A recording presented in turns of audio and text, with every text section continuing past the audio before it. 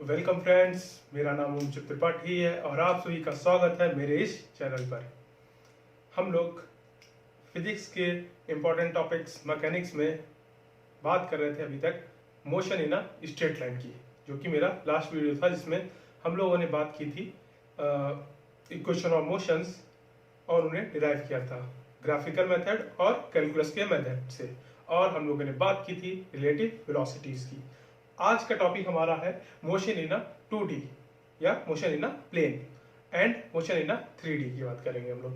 ठीक है, उससे पहले मैंने एक वीडियो बनाया है डिफरेंशिएशन का, आप जरूर देखिएगा उसे, क्योंकि उसमें मैंने ब्रीफली डिस्कस किया है कि डिफरेंशिएशन क्या होता है और उसके यूज क्या है। ठीक है, और डिफरेंशिएशन हम लोग क्या कहते हैं, पढ़ लेते हैं लेकिन जान ही नहीं पाते हैं कि डिफरेंशिएशन होता क्या है और उसकी क्या कहते हैं डिराइव और वो क्या बताने की कोशिश करता है। उसमें हम लोगों ने काफी ब्रीफली डिस्कस किया इस बारे में। ठीक है, और डिफरेंशिएशन हम लोगों ने, क्योंकि motion in motion in straight line में डिस्कस ही किया था। ठीक है, तो आगे भी इसका बहुत सारा यूज होगा, तो उसका मैंने सेपरेट वीडियो बनाने का सोचा था और उसे अपलोड कर दिया है। आप लोग उसे जरूर देखिएगा। चलिए आज का टॉपिक स्टार्ट करते हैं, मोशन इन 2D या मोशन इन प्लेन। चलिए, तो मोशन इन प्लेन को हम लोग या फिर 3D से ही चालू करते हैं। 3D का मोशन ले लीजिए, ठीक है, उसे कन्वर्ट 2D में किया जा सकता है, कोई दिक्कत नहीं है।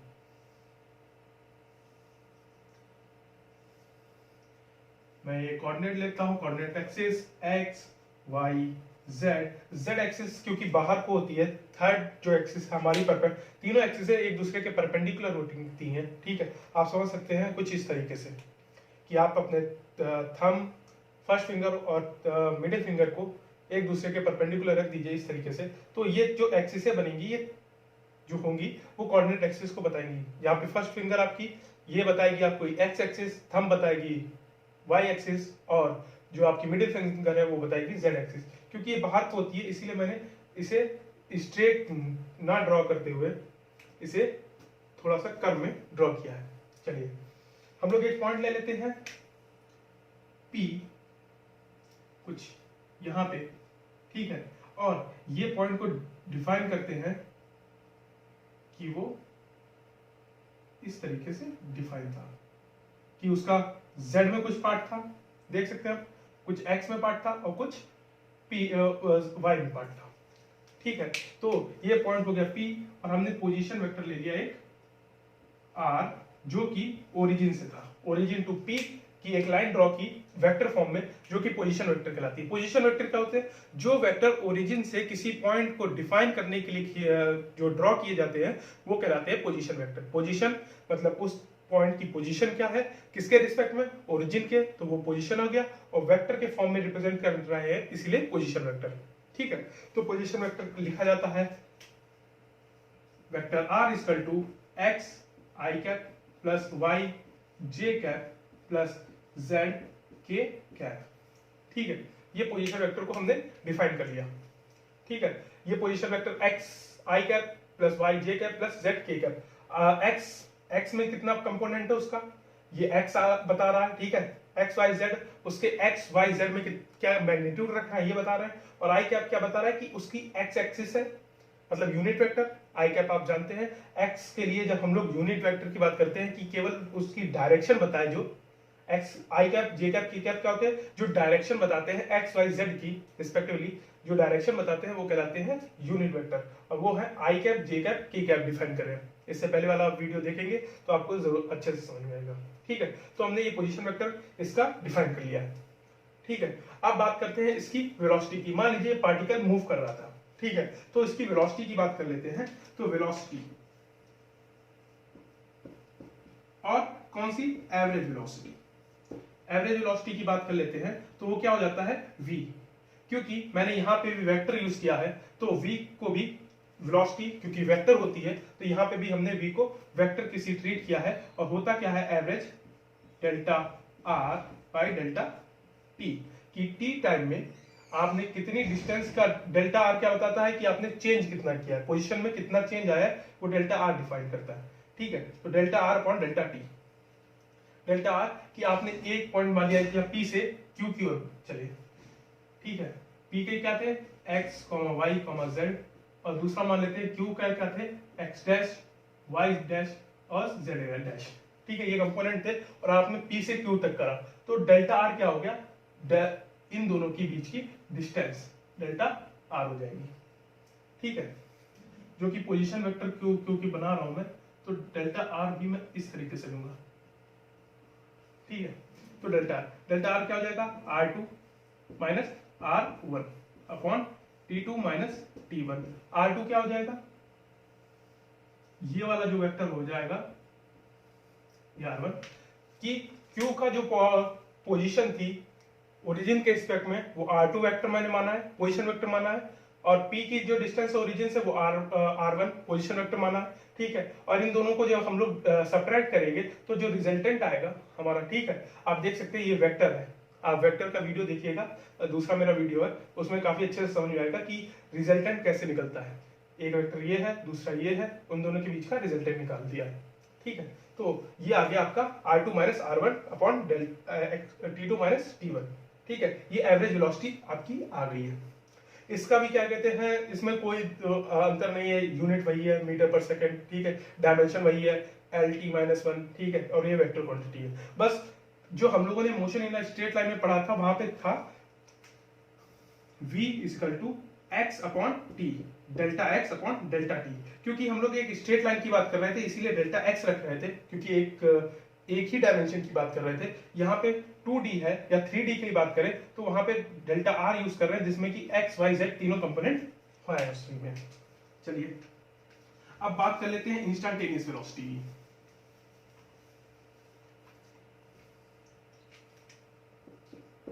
इंस्टेंटेनियस वेलोसिटी क्या हो जाएगा, v, और v एवरेज को आप देख सकते हैं डेल्टा v a v। ठीक है, v एवरेज को हम लोग एवरेज वेलोसिटी को इस तरीके से लिख सकते हैं, v आप उसके सब्सक्रिप्ट्स में a v लिख सकते हैं। ठीक है, तो डेल्टा v क्या हो जाएगा, इंस्टेंटेनियस वेलोसिटी के लिए हम लोग लेंगे d r by D T. यही तो था rate of change of position vector, कि पोजीशन वेक्टर किस रेट से चेंज हो रहा है ये बता रहा था डेल्टा v। और डेल्टा v की वैल्यू क्या हो गई, सॉरी डेल्टा r की वैल्यू क्या है, x i cap plus y j cap plus z k cap. ठीक है, तो डिफरेंशिएशन हर एक टर्म में मल्टीप्लाई हो जाएगा। ठीक है, तो क्या आ जाएगा, i cap plus delta y t j cap plus delta z t k cap. ठीक है, तो ये आ गया आपका डिफरेंशिएशन इसका v का। तो ये देखिए delta x by delta t, ये क्या होता है कि vx कंपोनेंट में आपकी वेलोसिटी कितनी थी, vx i cap plus vy j cap plus vz k cap. तो ये क्या बताता है कि vx क्या बता रहा है कि x कंपोनेंट टाइम के साथ कैसे चेंज हो रहा है, vy क्या बता रहा है कि आपका y कंपोनेंट टाइम के साथ कैसे चेंज हो रहा है, और vz क्या बता रहा है आपका z कंपोनेंट टाइम के साथ कैसे चेंज हो रहा है। ठीक है, हर एक कोऑर्डिनेट को अलग अलग टाइम के साथ चेंज करने का यहाँ पे दिखाया गया है। ठीक है, तो ये हो गया आपकी इंस्टेंटेनियस वेलोसिटी। चलिए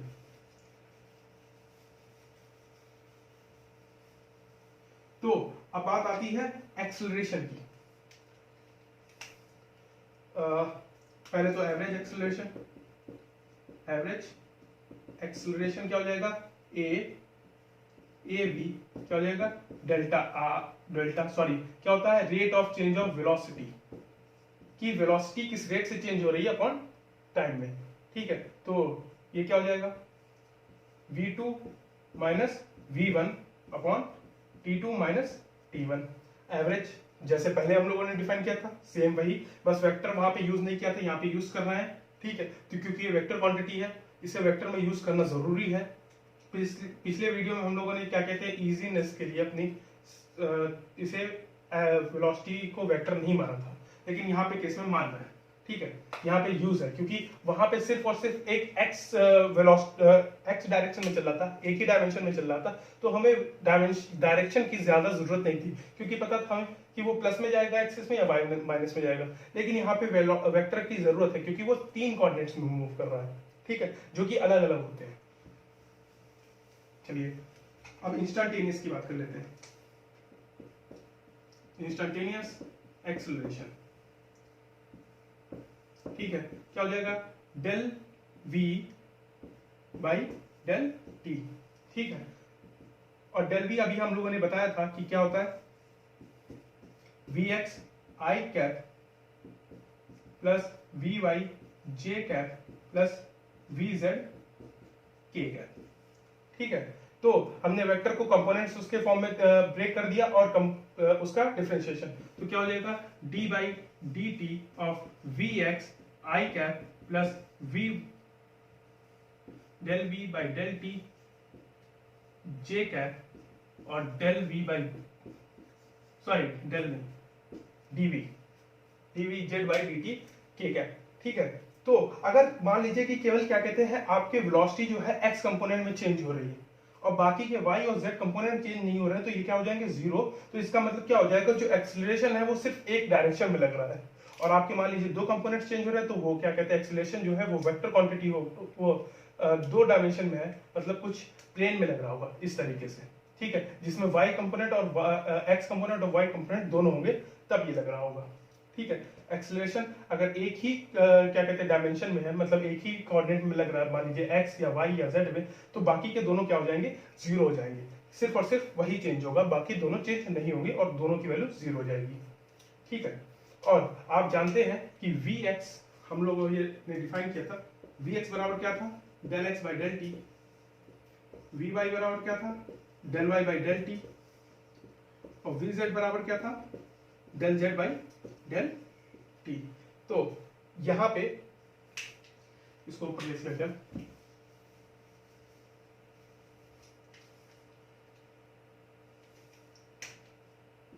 एवरेज एक्सीलरेशन, इंस्टेंटेनियस एक्सीलरेशन क्या हो जाएगा,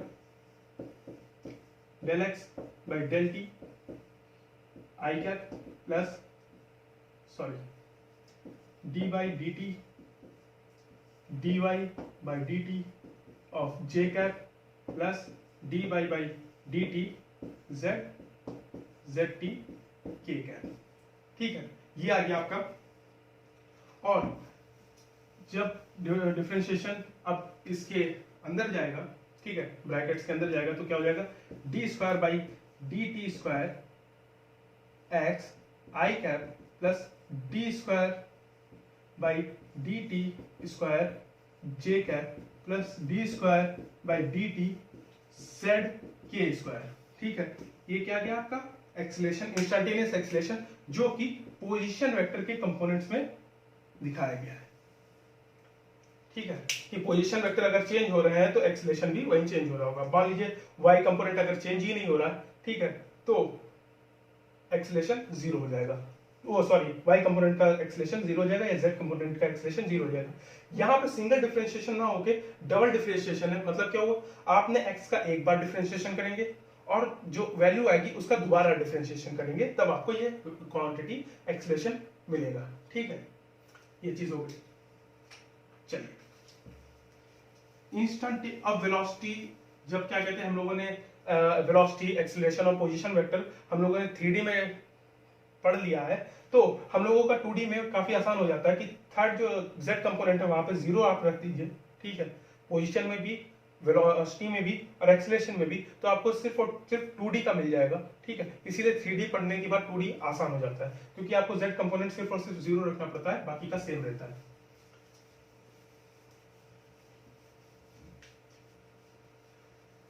और जो 1D होता है, वन डायमेंशनल मोशन, वो सबसे स्ट्रेट लाइन का मोशन, वो सबसे आसान होता है क्योंकि उसमें एक ही कोऑर्डिनेट लेना पड़ता है, बाकी के जीरो हो जाते हैं। चलिए अब सबसे इंपॉर्टेंट टॉपिक जो है हम लोग को वो डिस्कस करते हैं, वो क्या है, प्रोजेक्टाइल मोशन।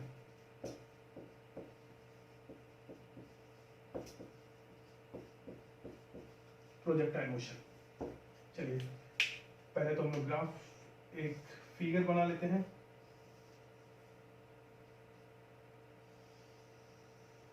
ठीक है, प्रोजेक्टाइल मोशन है ये। मान लीजिए यहां पे जो वेलोसिटी थी, मैं दूसरा पेन यूज करूं, देखिए पोजीशन का जो हमने क्या डिफरेंशिएशन जो होता है कि टेंजेंट जो होता है किसी पॉइंट पे वो बताता है कि उसकी डिफरेंशिएशन क्या होगा। पोजीशन का डिफरेंशिएशन क्या होता है, वेलोसिटी। तो इस पॉइंट पे जब हमने टेंजेंट ड्रॉ किया है तो टेंजेंट का स्लोप क्या बताता है हमें, वेलोसिटी। तो ये जो लाइन है ये हमें क्या बता रही है, वेलोसिटी को, u को। ठीक है, अगर हम इसे कंपोनेंट फॉर्म में ब्रेक कर लें, आप वेक्टर का देख सकते हैं वीडियो। ठीक है, कंपोनेंट फॉर्म में मैंने ब्रेक कर लिया, तो ये वाला जो कंपोनेंट अगर ये एंगल थीटा बन रहा है तो जो एंगल के साथ जो थीटा बना रहा है जिस एक्सिस के साथ वो क्या हो जाती है, u cos थीटा, सॉरी इसे ux लिखते हैं अभी। ux मतलब x के कंपोनेंट में, ये x एक्सिस है और ये y एक्सिस है। ठीक है, ux x के कंपोनेंट पे और uy y के कंपोनेंट में, और ux आपका क्या हो जाएगा, x एक्सिस के साथ, क्योंकि थीटा एंगल बना रहा है u, तो क्या आ जाएगा उसी के साथ वाला cos थीटा में चला जाता है, और जिसके साथ नहीं बनाता है वो क्या हो जाता है, u sin थीटा। ठीक है, और यहां पे जो बनेगा वो सेम बनेगा v u। ठीक है, तो ये जो हो जाएगी आपकी लाइन, ये क्या होगा जाएगी सेम ux, और ये जो हो जाएगा वो क्या आ जाएगा uy, क्योंकि प्रोजेक्टाइल मोशन की जो वेलोसिटी स्टार्टिंग में होती है और जब एंड में होती है वो सेम होती है। ठीक है, मतलब ये सिमेट्री बना देता है कि O से P तक, और ये पॉइंट Q ले लेते हैं हम लोग। ठीक है, O से P तक जो क्या कहते हैं पाथ फॉलो करेगा, सेम पाथ वो P से Q तक फॉलो करेगा, तो इसकी वेलोसिटी जो इनिशियली थी और फाइनल वेलोसिटी सेम हो जाती है। ठीक है, और जो टाइम P से Q तक लगता है और P से सॉरी O से P तक लगता है और P से Q तक लगता है वो सेम हो जाता है, क्योंकि ये प्रोजेक्टाइल मोशन है। तो इसका जो प्रोजेक्टाइल मतलब पैराबोला मोशन होता है, प्रोजेक्टाइल मोशन जो होता है वो पैराबोला मोशन में होता है। ठीक है, तो जो सिमेट्री होती है हाफ की वो सेम हो जाती है इस हाफ के बराबर, मतलब ये जो पाथ है वो सेम होगा इस पाथ के बराबर, तो इसकी जो चीजें हो जाती हैं वो भी सेम हो जाती हैं। और आप जानते हैं कि जब प्रोजेक्टाइल मोशन अपने हाईएस्ट पीक पे पहुंचता है, velocity v equal to ux लिख देते हैं, और v x का कंपोनेंट vy बराबर 0। देखिए अगर मैं इस मार्कर को ऊपर अगर थ्रो करूं, ठीक है, तो एक हाइट तक जाके ये रुक जाता है, उसके बाद वहां पे उसकी वेलोसिटी 0 हो जाती है, उसके बाद वो नीचे गिरना चालू करता है। सेम यही कि एक हाइट मैक्सिमम हाइट तक जाएगा, वहां पे उसकी हॉरिजॉन्टल वेलोसिटी तो रहेगी, ठीक है, लेकिन उसकी वर्टिकल वेलोसिटी 0 हो जाएगी। देखिए मैं इस तरीके से थ्रो नहीं कर सकता, तो इसी तरीके से देख लीजिए आप। अगर मैं मार्कर को ऊपर अगर इसे थ्रो करूं तो ऊपर एक मैक्सिमम हाइट जाने के बाद ये वहां पे वेलोसिटी उसकी 0 हो जाती है, वर्टिकल वेलोसिटी, और वो नीचे की ओर गिरने लगता है। तो वर्टिकल वेलोसिटी कितनी हो जाती है, 0। उसके पास हॉरिजॉन्टल वेलोसिटी रह जाती है इनिशियली जो जितनी थी। ठीक है, और आपके जो ग्रेविटेशन है g वो किधर की ओर है, नीचे की ओर। ठीक है, g की वैल्यू जो होती है वो किधर की होती है, नीचे की ओर होती है। ठीक है, ये हो जाता है। तो हम लोग क्या कहते हैं, अब डिस्टेंस लिख लेते हैं, कुछ इक्वेशंस लिख लेते हैं जो कि न्यूटन ने जो इक्वेशन दी थी इक्वेशन ऑफ मोशन से, उन्हीं को डिराइव करेंगे। ठीक है, आपको इक्वेशंस ऑफ मोशन जो इससे पहले वाला वीडियो में बताया था कि जो इक्वेशंस ऑफ मोशन है वो सिर्फ और सिर्फ एक एक्सिस के लिए काम करती है, 1D के लिए काम करती है। अगर आपके पास दो एक्सिस है तो आपको दोनों के लिए अलग अलग इक्वेशन ऑफ मोशन को लिखना पड़ेगा, रिप्रेजेंट करना पड़ेगा। ठीक है, तो ये आपका आ गया। तो हम लोग बात कर लेते हैं अब हॉरिजॉन्टल डिस्टेंस की। तो कितना हो गया, the horizontal distance travel by object क्या हो जाएगा, इक्वेशन हम लोग क्या कहते हैं, जो देखिए डिस्टेंस क्या होता है, velocity into time. Velocity is equal to distance upon time, तो डिस्टेंस बराबर क्या हो जाएगा, वेलोसिटी इनटू टाइम। तो x is equal to horizontal velocity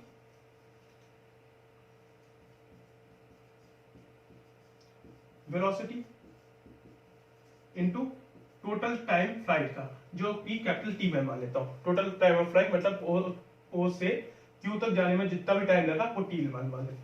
और हॉरिजॉन्टल वेलोसिटी कितनी है आपकी, यूएक्स। तो यूएक्स जिसकी वैल्यू है U cos theta into T equal to X. तो टी यहां से क्या आ जाता है, X upon U cos theta. ठीक है, इसको इक्वेशन फर्स्ट मान लेते हैं हम लोग। अब हम लोग वर्टिकल वेलोसिटी वर्टिकल एक्सिस के लिए लिख लेते हैं क्वेश्चन। आप नोट कर सकते हैं, ये काफी इंपॉर्टेंट टॉपिक होता है प्रोजेक्टाइल मोशन, ये बहुत ज्यादा पूछा जाता है। ठीक है, तो आप हम लोग वर्टिकल एक्सिस के लिए लिख लेते हैं।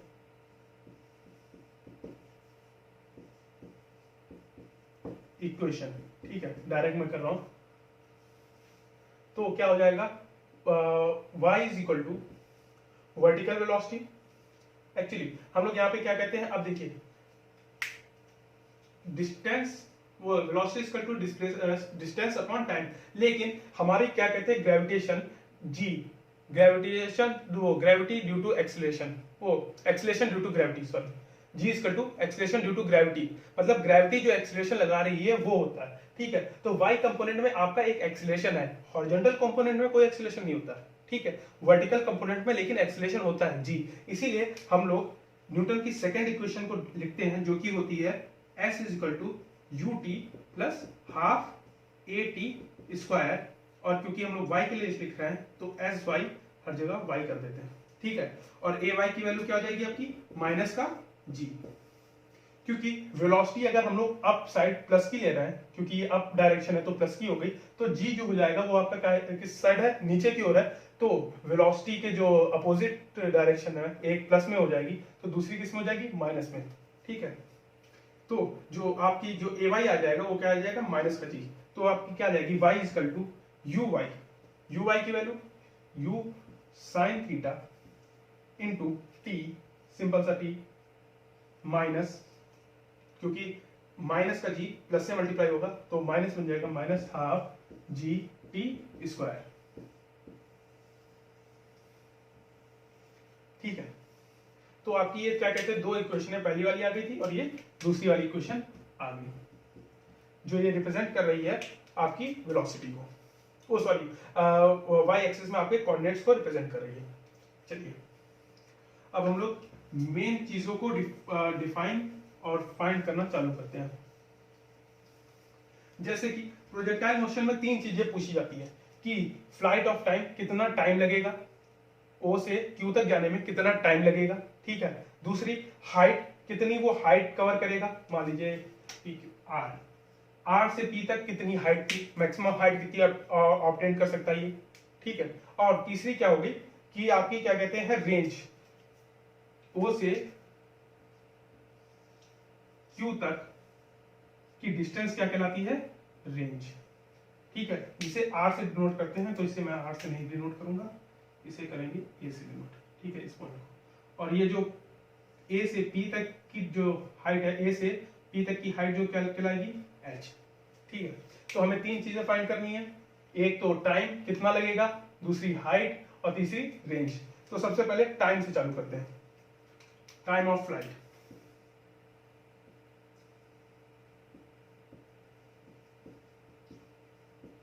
कि वो हवा में कितनी देर रहा, ऐसे समझ सकते हैं। ठीक है, कि वो हवा में कितनी देर रहा या ओ से पी तक जाने में कितना टाइम लगा। ठीक है, तो क्या आ जाएगी, हम लोग देखिए इसको फाइंड करने की क्या हो सकता है, इनिशियल वेलोसिटी थी, फाइनल वेलोसिटी 0 हो गई, जी एक्सीलरेशन है। ठीक है, तो हमारे पास क्या है, इनिशियल वेलोसिटी है, फाइनल वेलोसिटी भी है क्योंकि 0 हो रही है, एक्सीलरेशन है और टाइम फाइंड करना है। तो कौन सी इक्वेशन को यूज करेंगे, फर्स्ट, क्योंकि वही हमें क्या कहते हैं, final velocity, initial velocity, acceleration और टाइम के साथ इक्वेशन को देती है। तो क्या हो जाएगी हमारी, V Y is equal to U Y plus A Y T. ठीक है, यू वाई पी पॉइंट पे पहले तो हम लोग टाइम निकालना है ओ से पी तक का। ठीक है, वर्टिकल डायरेक्शन में। ठीक है, तो ओ से ए तक का जितना टाइम लगेगा उतना ही टाइम ओ से पी तक का लगेगा। देखिए अगर इसके पास वर्टिकल कंपोनेंट ना होता, सिर्फ और सिर्फ हॉरिजॉन्टल कंपोनेंट होता ux, तो वो t टाइम में ही u से ux जो है इतनी डिस्टेंस कवर करता।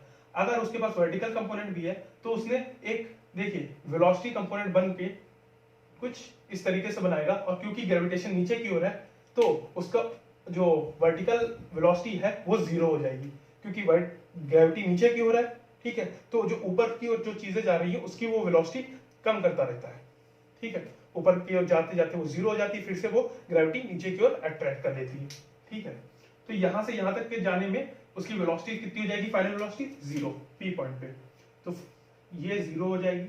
इनिशियल वेलोसिटी कितनी थी, u sin theta plus, sorry, U Y की वैल्यू कितनी थी, minus G, U Y is equal to minus का G, U Y is equal to minus का जी, और यू एक्स को हमने डिफाइन किया था यू कॉस थीटा, और यू वाई को डिफाइन किया था यू साइन थीटा, और यू क्या था, इनिशियल वेलोसिटी जो जिससे वो थ्रो किया गया था, ठीक है,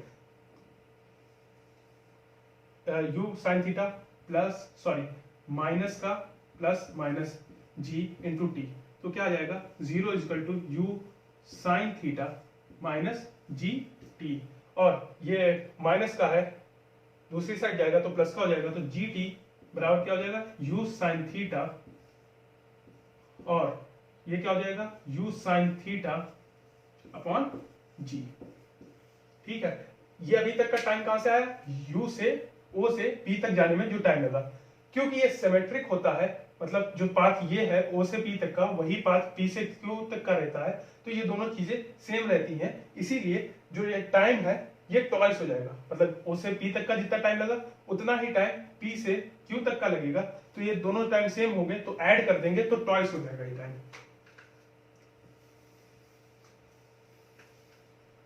फ्रॉम सिमेट्री लिख सकते हैं बाई सिमेट्री ऑफ पैराबोला, क्या हो जाएगा, जो time O to P is equal to time P to Q, तो टोटल टाइम क्या जाएगा, total time of flight,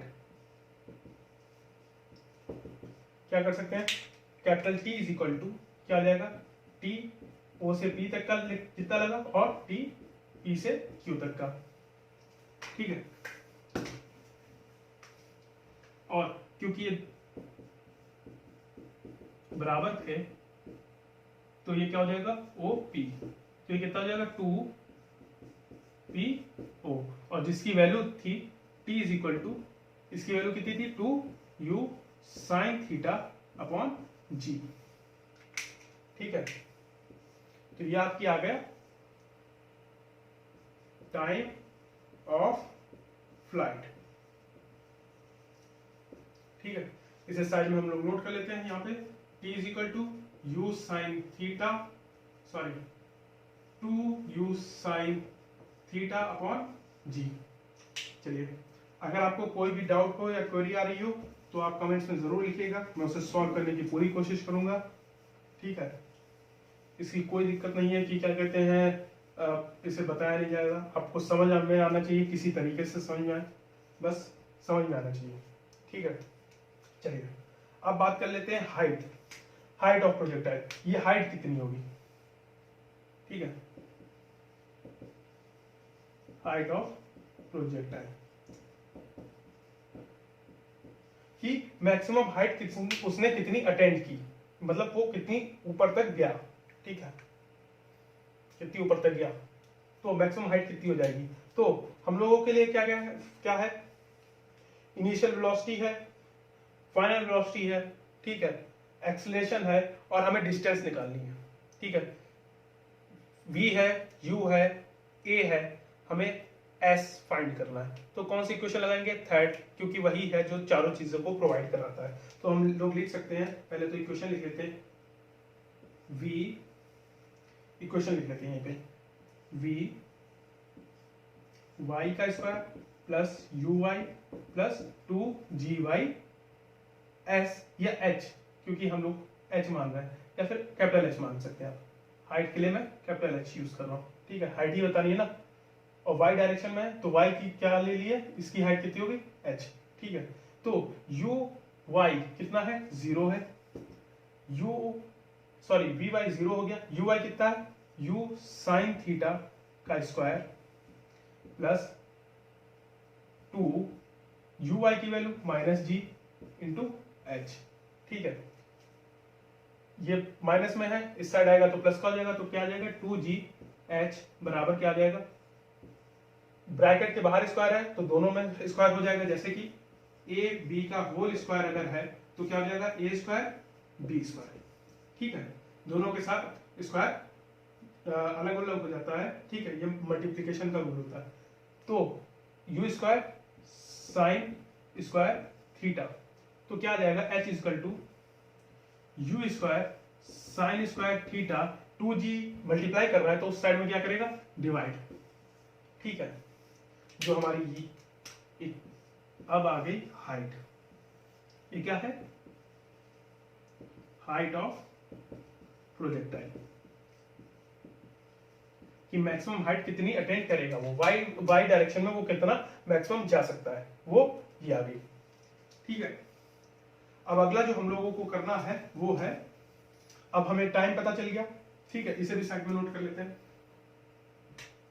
h is equal to क्या आ गया, you square sine square theta upon 2g, चलिए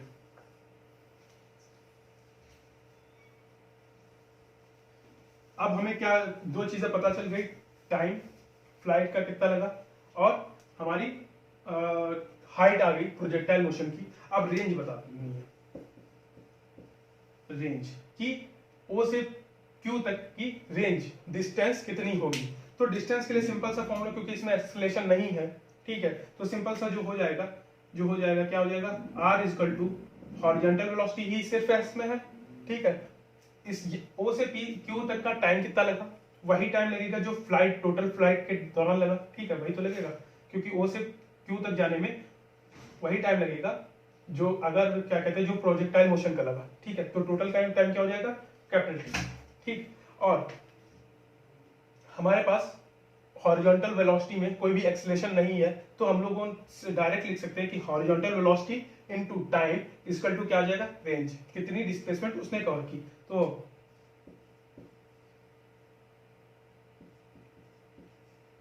horizontal velocity into total time of flight, तो क्या आ जाएगा, हॉरिजॉन्टल वेलोसिटी कितनी है, ux इनटू टाइम कितना है, कैपिटल T, तो ux की वैल्यू कितनी होती है, u cos theta into total time, यहां पे लिख रखा था हम लोगों ने, u sin theta upon g। चलिए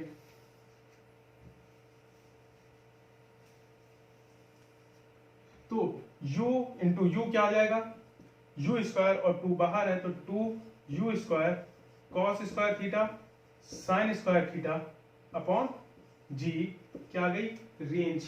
इसे और सॉल्व कर लेते हैं थोड़ा, ठीक है, क्या आ जाएगा, u square 2 sin square theta cos square theta upon g, और आपको पता है कि u2 sin theta cos theta equal to क्या होता है, sin 2 थीटा में, ठीक है। तो ये क्या आ जाएगा, sin 2 थीटा, मतलब थीटा जो एंगल था यहाँ पे उसका ट्वाइस, दुगना, ठीक है, ये आ जाएगा, ये क्या आ जाएगी आपकी रेंज,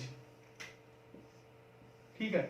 और जो ये मैथ के जो वो इक्वेशंस हैं या फॉर्मूले हैं, ठीक है, ये आप मेरा मैथ का वीडियो जो है ट्रिग्नोमेट्री उसमें देख सकते हैं, उसमें पूरे सारे फॉर्मूले दिए गए हैं और उसके ब्रीफली डिस्क्राइब किया गया है कि ट्रिग्नोमेट्रिक रिलेशंस या ट्रिग्नोमेट्रिक रेशियोस या ट्रिग्नोमेट्रिक फंक्शंस क्या होते हैं, ठीक है, उसे आप देख सकते हैं। तो U square sine square 2 theta upon G, ये क्या आ गई आपकी रेंज आ गई। तो ये क्या बताती है कि आपकी, देखिए एक ये इंटरेस्टिंग पॉइंट बताती है हमें पहले कि साइन टू थीटा मैक्सिमम कितना होता है 1, साइन की वैल्यू मैक्सिमम कितनी होती है 1, तो साइन टू थीटा की मैक्सिमम वैल्यू कितनी होती है 1, तो वो किस पे होती है 90 पे, 90 डिग्री पे मैक्सिमम वैल्यू होती है, तो कितनी और थीटा बराबर कितना हो जाएगा 45, ठीक है। तो साइन टू थीटा मैक्सिमम किस पे होगा 1 पे, तो एट